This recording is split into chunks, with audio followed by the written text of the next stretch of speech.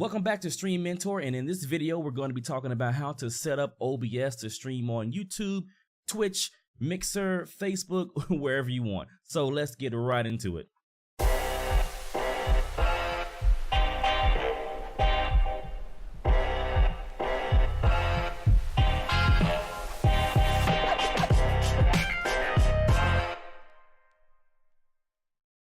Alright, so now that we have gone through the settings in OBS, you're now ready to start putting things on a scene.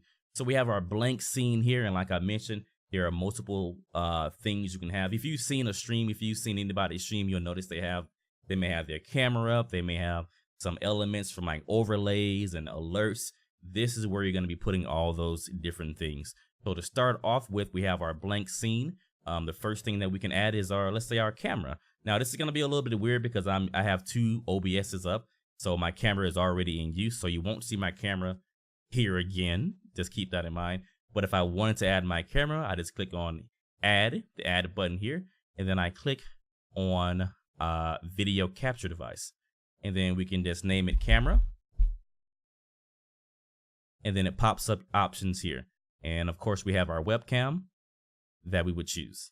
So now we will select that, and now we have a source in our scene labeled camera. So now again, the camera isn't going to display because I'm already using it, but if it were displaying, you would be able to click on it and move it around and do different things with it.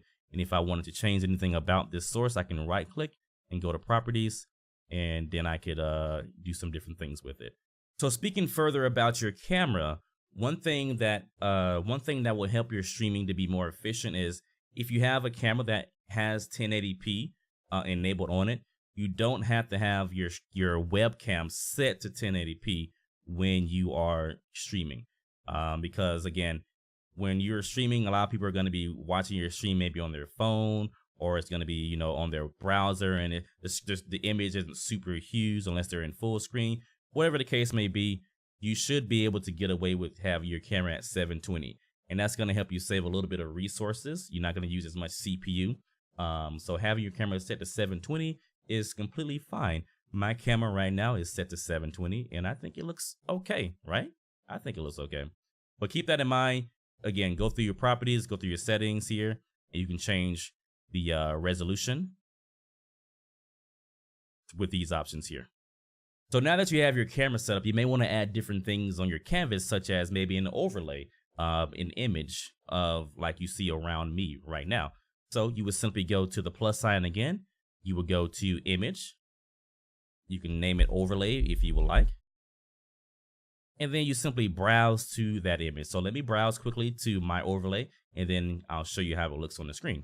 All right, so this isn't my current overlay. I don't actually know where that is at the moment. It's somewhere on my computer. I'm not gonna keep looking for it, but this is one of my older overlays that I use. So I loaded up the image. It's a PNG, so that it's transparent.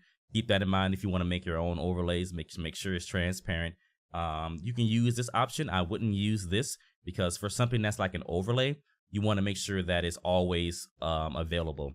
So if there's something temporary that's only on a certain scene that you only want to show when you're on that scene, then yeah, you can unload the image when it's not showing. So if I switch to a different scene, it's going to unload it.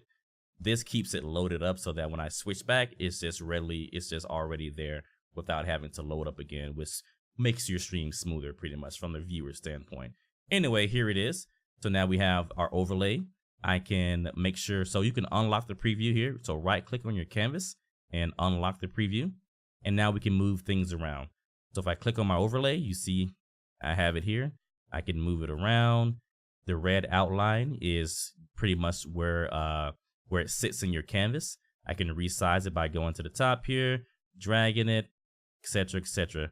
Now if I want to put it back here to its normal size, I can just put it in one of the corners. This is the snapping effect, by the way. Put it into one of the corners and then drag it down. Bam. And now it snaps back to the normal size. So that is how you would do that. And that's the beginning. That's the basics of adding things to your canvas. You simply go through here and click on what you want. If you have an alert, you can go to the browser source. Let's say you have an alert. It pops up this screen. You put in the URL that they give you for the alert, and then just hit OK. And now you have this. Usually it will be transparent, so then you can just move it around and test it to your liking. But that's an example of how you would add a browser source into your stream.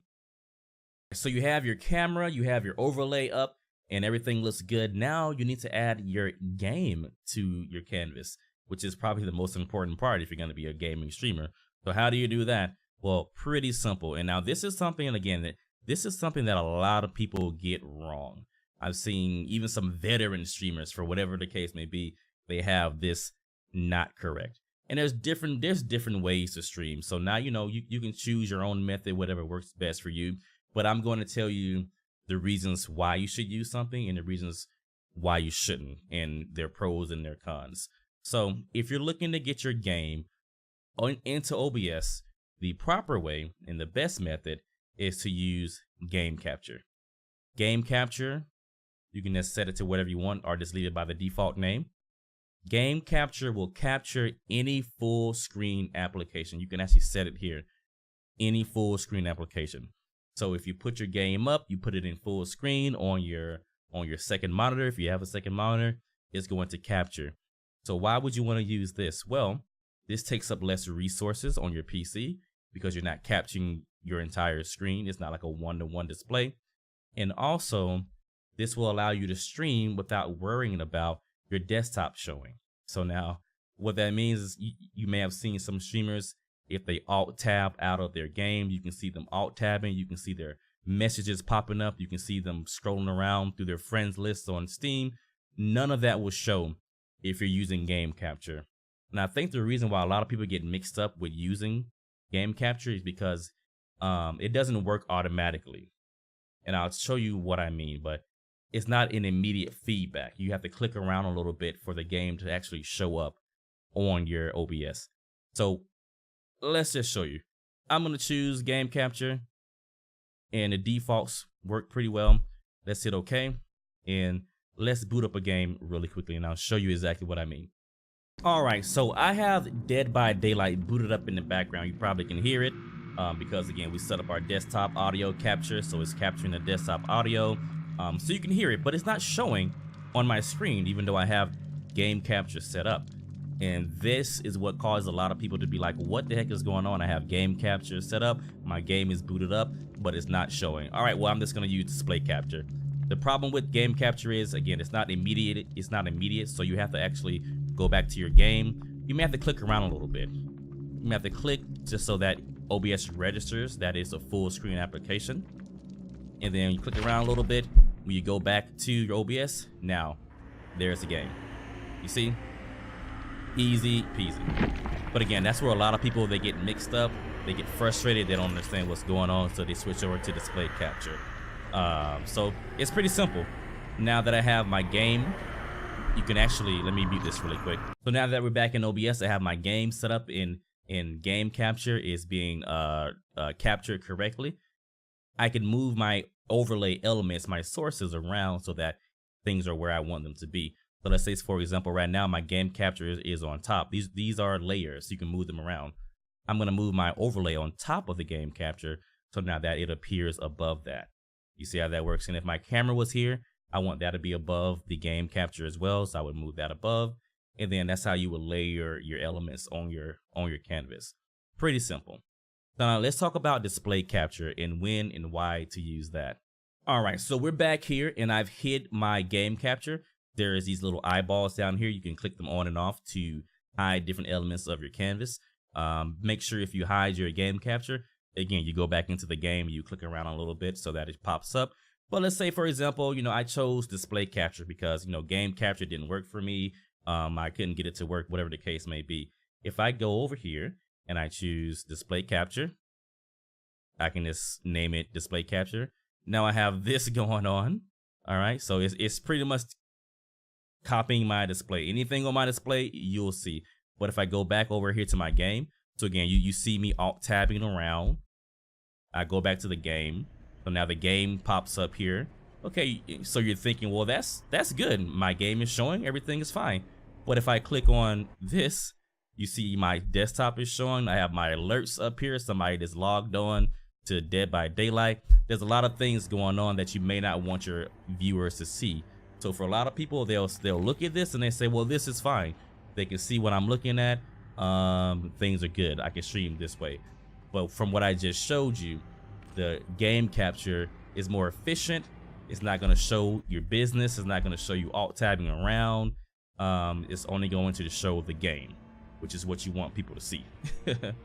Now, there are cases where you would want to use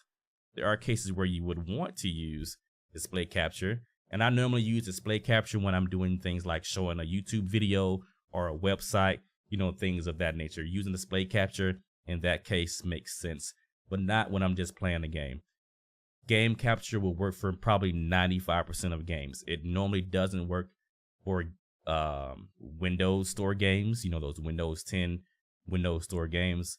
And some newer games like DirectX 12 games may have some issues with it as well.